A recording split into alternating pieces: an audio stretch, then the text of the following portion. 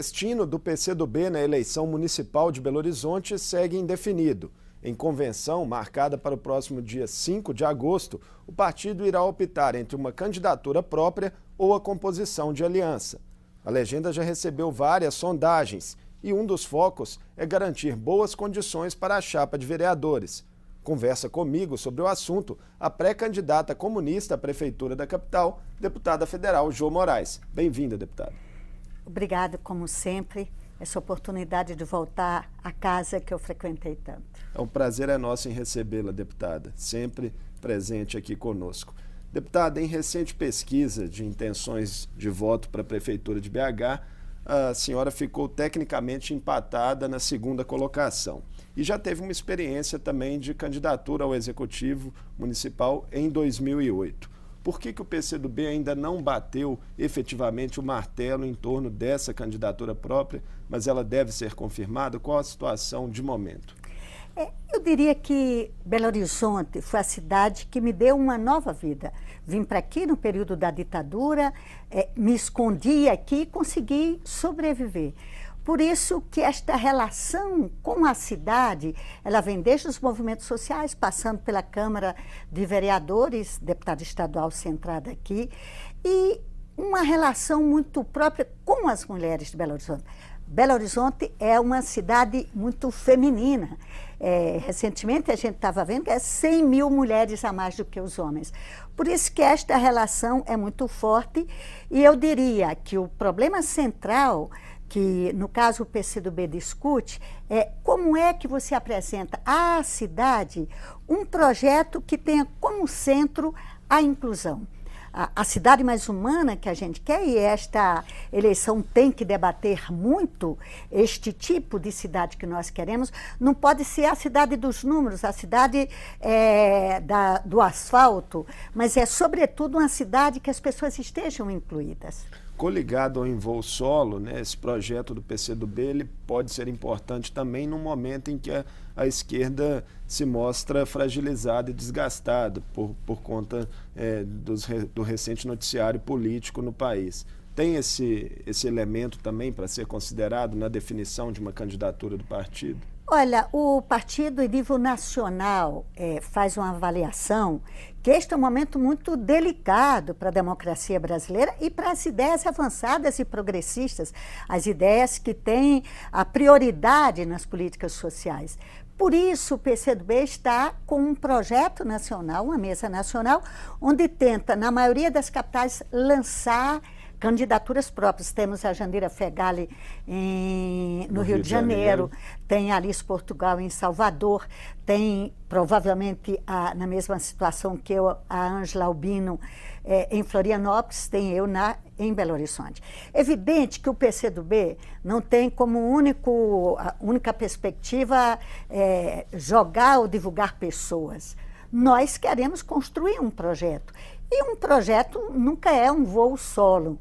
Nós temos sempre que tentar construir um reforço de propostas de democracia e de conquistas sociais, já que hoje nós estamos vivendo um golpe na democracia, um cerceamento da liberdade, uma ameaça dos direitos sociais. Então, tudo isso faz parte da mesa nacional do partido e da mesa mineira. Por isso que a discussão não tem como único centro o PCdoB, mas uma construção de um projeto para a cidade. Deputada Jo, o PCdoB tem sido também procurado por outras legendas para eventuais composições. A senhora, inclusive, já teria recebido alguns convites para ser candidata a vice em chapa. São conversas com a Rede, com o PT, com o PSB do prefeito Márcio Lacerda. Como estão essas negociações nesse momento?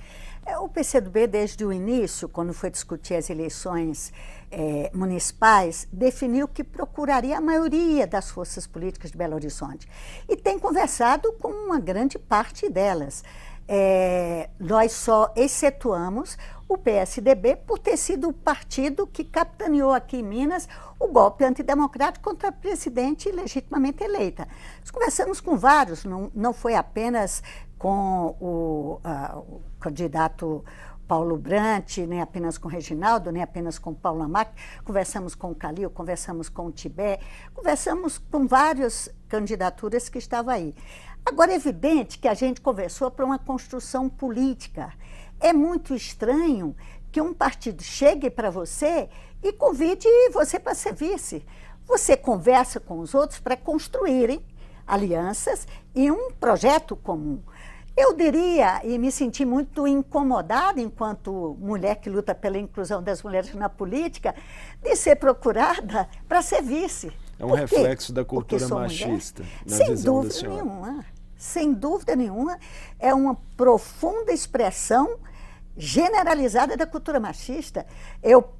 E evidente que toda pesquisa é um retrato do momento.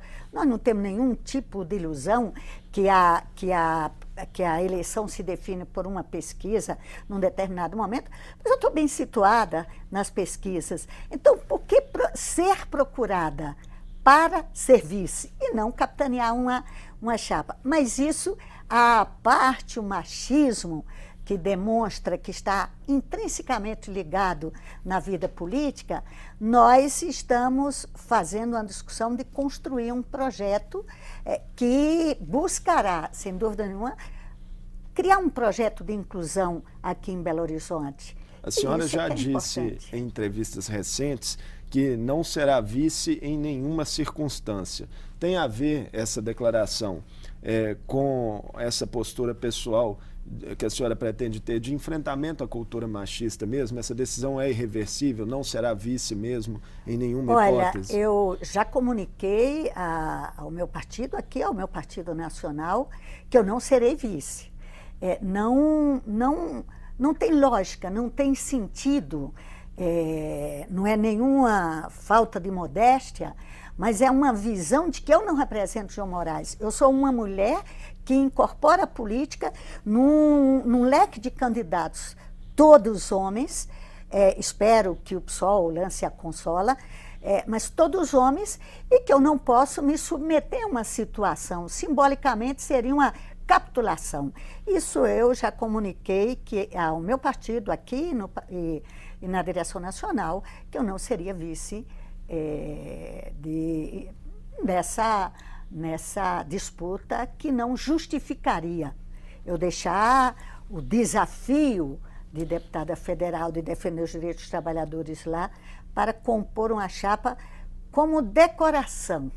Mulher é sempre um objeto de decoração, independente da faixa etária, e eu já estou bastante com a faixa etária avançada, mas não se trata a mulher como decoração. Vice é decorativo? O presidente Michel Temer chegou a usar essa expressão também durante o mandato dele ao lado da presidente Dilma Rousseff.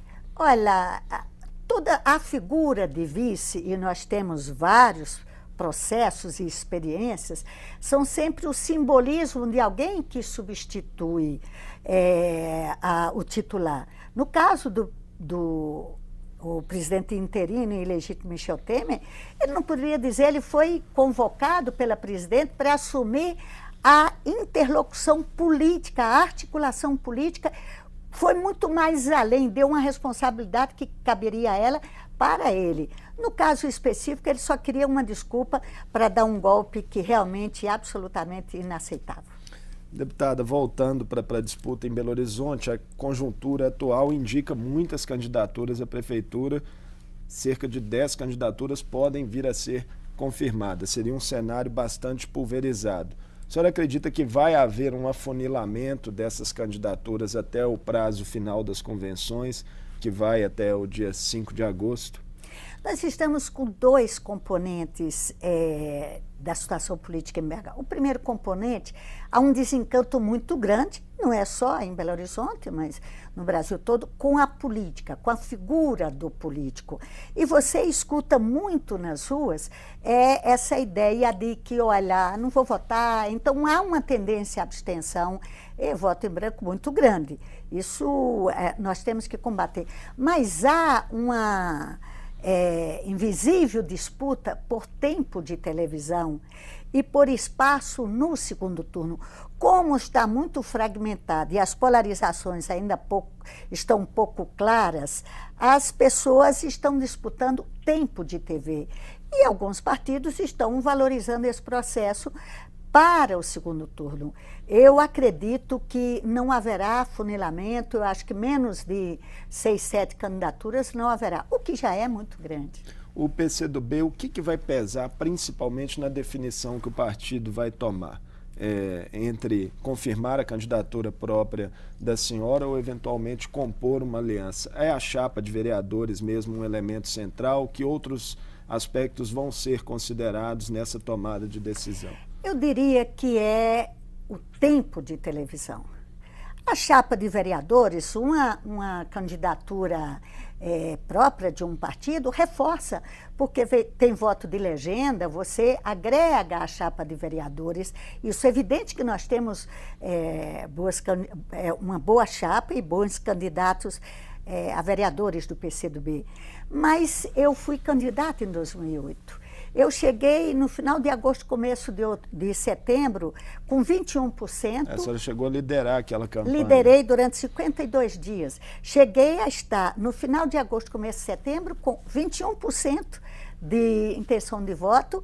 Na ocasião, o prefeito Márcio Lacerda tinha 8% e o deputado Leonardo Quintão tinha 9%.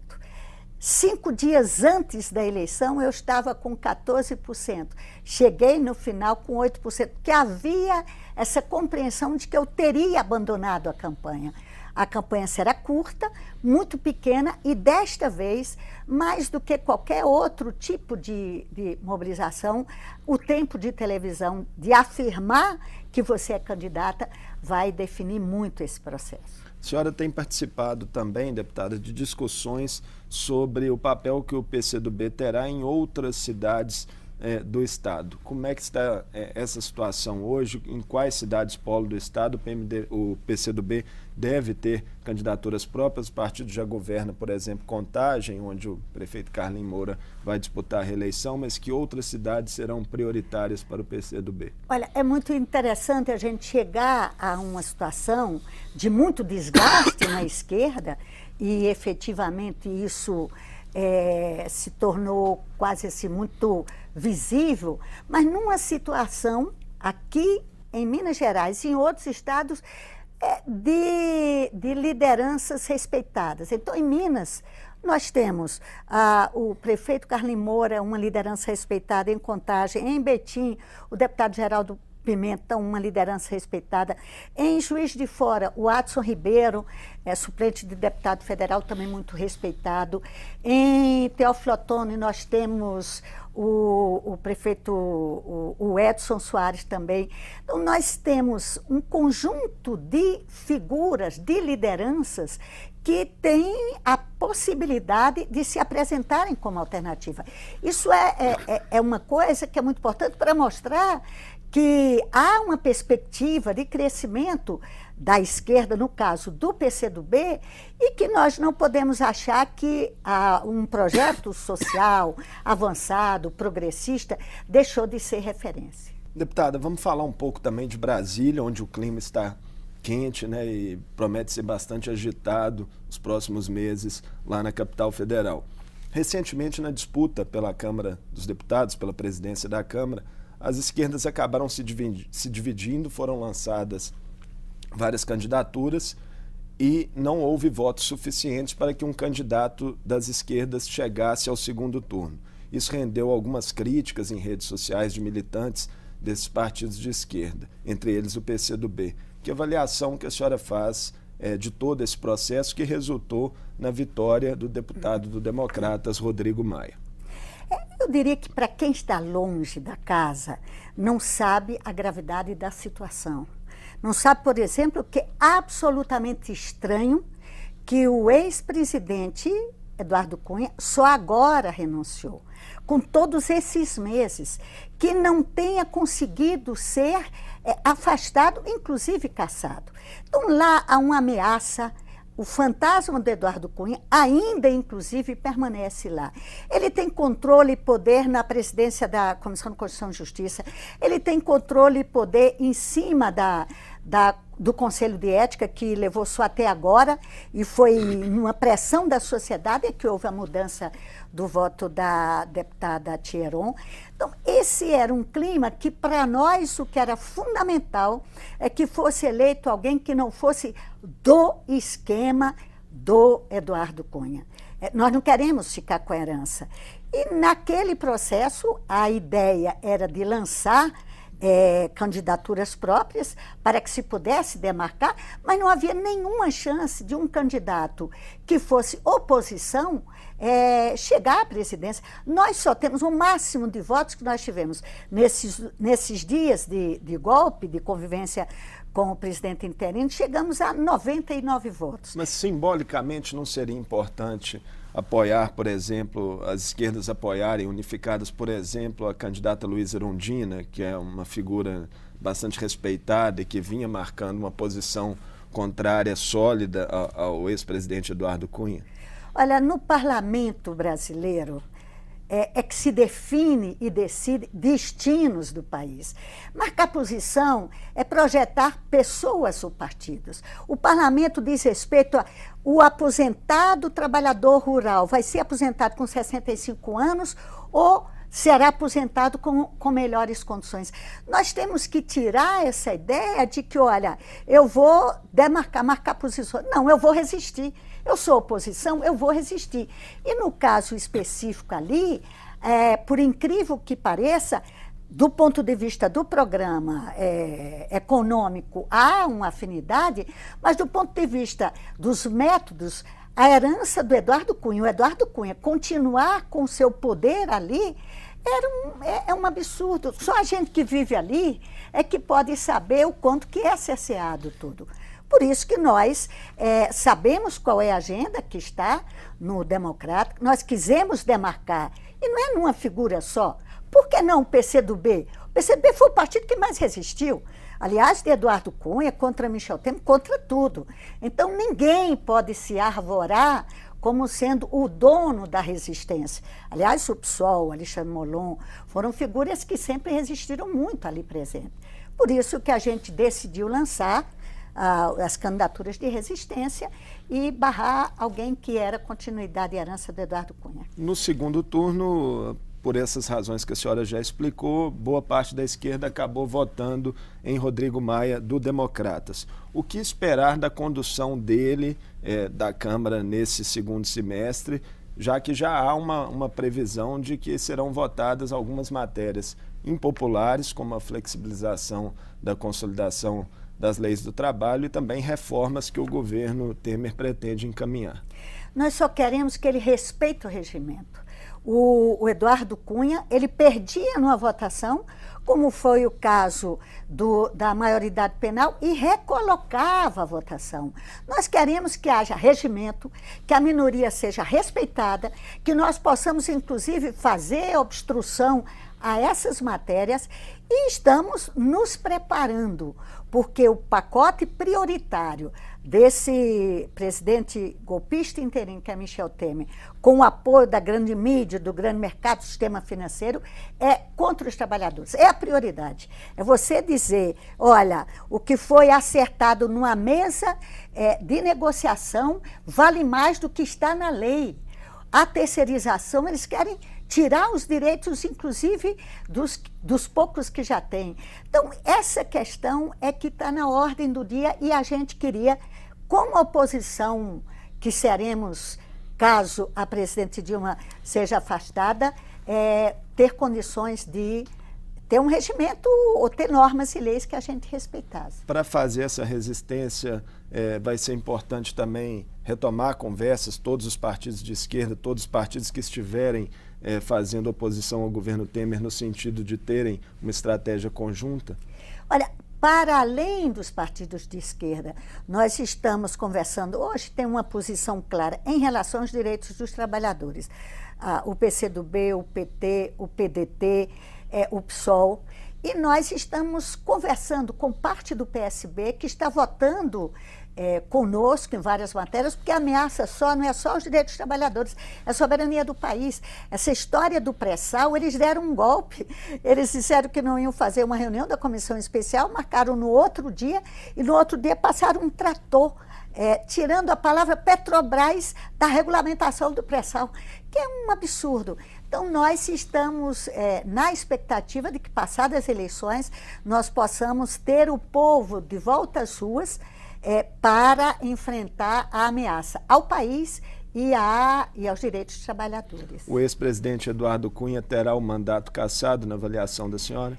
Eu diria que chegou ao limite e ele será cassado no plenário da Casa. As manobras que foram feitas e que levou toda essa sobrevivência dele, já não tem mais condições, porque mesmo os deputados que continuam com a dependência com ele, com articulação, mesmo acordos que ele tem feito com o presidente interino Michel Temer, já não resistem ao que a Justiça tem, ao que o Procurador-Geral da República está solicitando e que ao Supremo Tribunal Federal, com certeza, vai indicar. No plenário, ele será cassado. Na outra casa do Congresso, a expectativa é pelo desfecho do processo de impeachment que sofre a presidente Dilma Rousseff. A senhora acredita que ainda é possível algum tipo de reviravolta no Senado ou é bastante difícil que isso ocorra? Eu diria que está muito doído esse processo, porque a comissão do impeachment, lá no Senado, não escuta nada. Os peritos do Senado definiram, não houve crime de responsabilidade. O Ministério Público Federal acabou de apresentar um relatório dizendo que não houve crime de responsabilidade. As pessoas não escutam, os deputados, que são da base do presidente interino golpista, Michel Temer, não escutam esse testemunho, não escutam razões. Eles têm uma definição. O sistema financeiro, o mercado, e com interferência de influência do capital internacional e, inclusive, dos Estados Unidos, nós vamos para um desfecho que é um crime contra a democracia. O relator do processo é um mineiro, o ex-governador Antônio Anastasia. Como é que a senhora tem visto a condução dele? Olha, quando você indica um relator do partido que é o principal interessado na cassação da presidente, você já começa a ter um passo errado. Eu não analiso a figura do senador, eu analiso um partido que não aceitou o resultado das urnas. Desde o primeiro momento estabeleceu uma meta que era interromper o mandato democrático da presidente eleita. Deputado federal João Moraes, foi um prazer recebê-la mais uma vez conosco aqui no Mundo Político. Eu agradeço essa oportunidade, é sempre bom conversar com Minas e com vocês, que são a caixa de ressonância da política aqui. Nós que agradecemos. Eu conversei com a deputada federal João Moraes, do PCdoB. Ela é pré-candidata à Prefeitura de Belo Horizonte. Nosso assunto foi essa definição que o PCdoB irá tomar nas próximas semanas, se terá mesmo a candidatura própria na capital ou se irá compor alguma aliança. E falamos também sobre as expectativas para o cenário político em Brasília nos próximos meses. O Mundo Político fica por aqui. Obrigado por nos acompanhar e até o próximo programa.